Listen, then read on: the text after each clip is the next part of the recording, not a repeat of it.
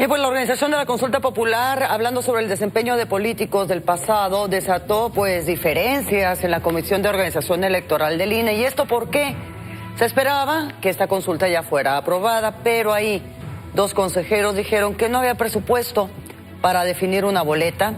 Por su parte, la consejera Carla Humphrey consideró que la consulta debe de hacerse con los lineamientos ya previstos. Estamos hablando de urnas electrónicas.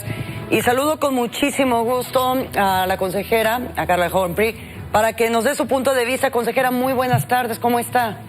Hola, muy buenas tardes, gracias por este espacio y un saludo a tu auditorio. Muchísimas gracias. A ver si nos podría platicar un poquito el preámbulo. ¿Por qué se hace tanta discusión sobre esta consulta ciudadana que se va a realizar después de las elecciones? La verdad es que creo que lo primero que hay que decir es que fue un proceso de presupuestación complicado, porque cuando se aprobó el tema de la consulta popular, que no lo aprueba el INE, lo aprueban distintas instancias, en este caso el Congreso de la Unión y la Suprema Corte respecto de la pregunta que se va a hacer, que tampoco nosotros podemos tocar, la redacción de esta pregunta. Ya había pasado el tiempo en que el INE tenía que mandar su presupuesto a la Cámara de Diputados y Diputadas, y por tanto se hizo un alcance, un nuevo presupuesto. Por tanto, la primera parte del año empezó, a debatirse si va a haber o no presupuesto adicional para esta nueva encomienda del Instituto Nacional Electoral, que además será la primera vez que no coincidiría. Es la primera vez que se hace, pero además se cambió la norma para que no coincidiera con el día de la jornada electoral. Hace un par de semanas nos notificaron que no iba a haber presupuesto adicional para la consulta, lo cual complica el panorama con un escenario de recorte del presupuesto institucional, pero además de hacer frente a esta consulta. Lo que creo que hay que dejar en claro es que no está en duda que tenemos esta obligación constitucional para organizar esta consulta popular, que lo haremos con los recursos que tengamos. Por supuesto, ya tenemos algunas economías que tenemos detectadas y con base en eso tenemos que plantear el escenario con base en el cual organizaremos esta consulta popular. Recordemos que, por supuesto, tendrán que tener garantizada su posibilidad de manifestarse en torno a esta pregunta. Más de 93 millones de ciudadanas y ciudadanos que están inscritos en el listado nominal de electores, y por tanto creo que es necesario plantear distintos escenarios para hacer frente a esta obligación.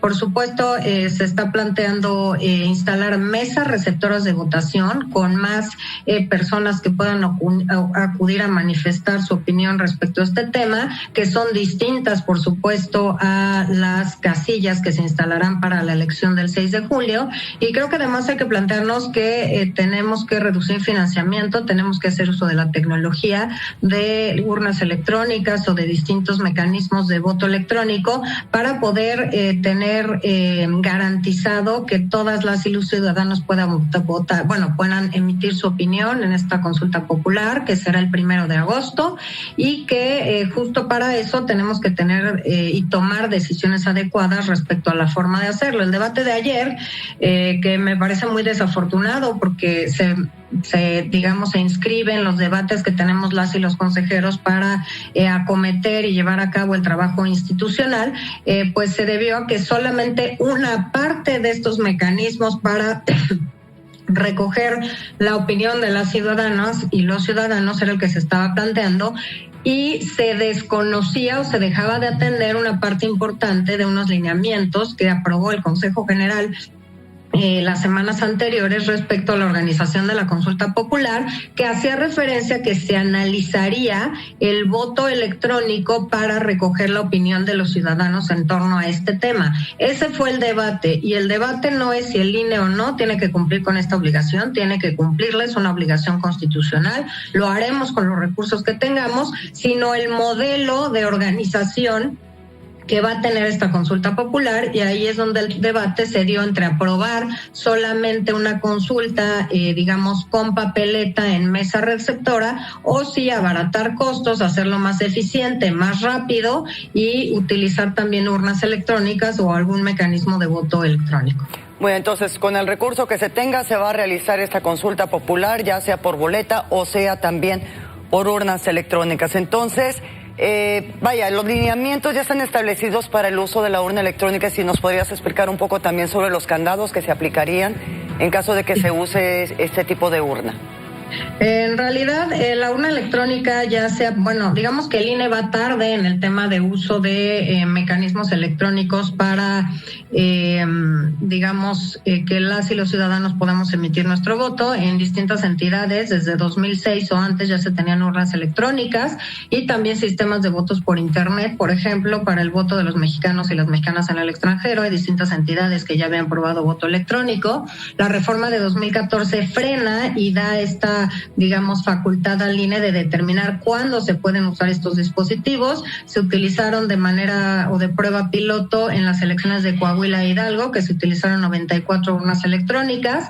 Se van a utilizar para este proceso electoral 100, aunque hay entidades federativas. Yo creo que en el país tendremos cerca de al menos 1000 urnas electrónicas, y lo que se plantea en esta consulta popular, que es distinta, digamos, a un proceso constitucional para acceder a cargos de elección popular, es que pueda hacerse en una manera híbrida. Por supuesto, no todo el país tiene las mismas condiciones respecto a conectividad, por ejemplo, y plantear dónde se tendrían que instalar mesas receptoras físicas en donde se votara con una papeleta en papel, digamos, una boleta, una papeleta, y dónde podrían utilizarse urnas electrónicas con estas papeletas electrónicas, y dónde incluso podríamos avanzar en otras formas de votación. Estos lineamientos se aprobaron en el mes de abril y justamente posibilitan el análisis y uso de estas urnas electrónicas.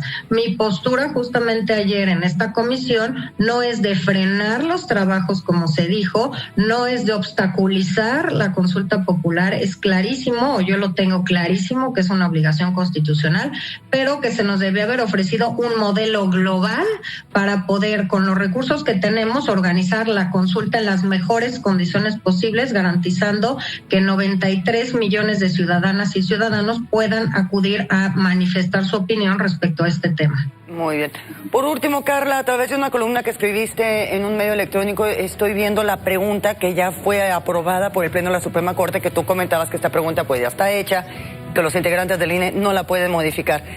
Si me permites leerla, porque se me hace un poco larga, un poco rebuscada para hacer una consulta ciudadana per se. Dice: ¿estás de acuerdo o no en que se lleven a cabo las acciones pertinentes con apego al marco constitucional y legal para emprender un proceso de esclarecimiento de las decisiones políticas tomadas en los años pasados por actores políticos, encaminado a garantizar la justicia y los derechos de las posibles víctimas? Esa es la pregunta que se va a hacer en la próxima consulta ciudadana.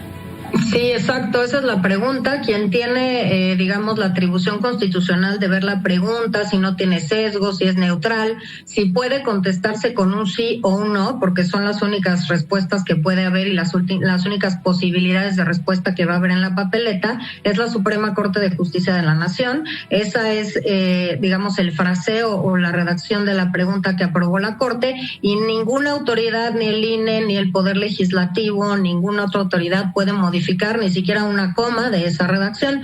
Coincido que es una redacción pues compleja, pero pues esa es la redacción que justamente estará en la papeleta el próximo 1 de agosto, y que lo que tenemos que hacer como INE es, bueno, darle publicidad a la realización de esta consulta popular para que haya una importante votación respecto a este tema con esta pregunta, que, como bien señalas, pues el INE no la hizo y tampoco la puede modificar. Bueno.